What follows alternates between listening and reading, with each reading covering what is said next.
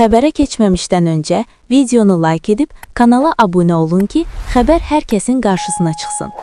Ölkədəki zəlzələ ocaqlarında aktivlik müşahidə olunur. Şamaxı, İsmayıllı və yaxın ərazilərdə maksimum 4 baladək zəlzələ gözlənilir. Oxu az verir ki, bunu Geologiya və Geofizika İnstitutunun şöbə müdiri Qulam Babayev deyib. Seysmologun sözlərinə görə, sözü gedən ərazilərdə zəlzələlər tarix boyu Qulam Babayev bildirib ki, mövcud seysmik proseslər qonşu zəlzələ ocaqlarını da hərəkətə gətirə bilər.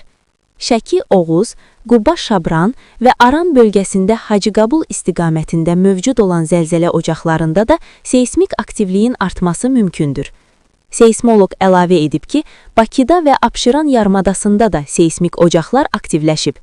Onun sözlərinə görə, Türkiyə, İtaliya və Avropanın bəzi seysmik zonaları ilə müqayisədə Azərbaycan nisbətən daha sabit hesab olunur. Bunun əsas səbəbi tektonik hərəkətlərin və geodinamik proseslərin sürətinin o qədər də intensiv olmamasıdır. Boyu güclü və hiss edilən olub.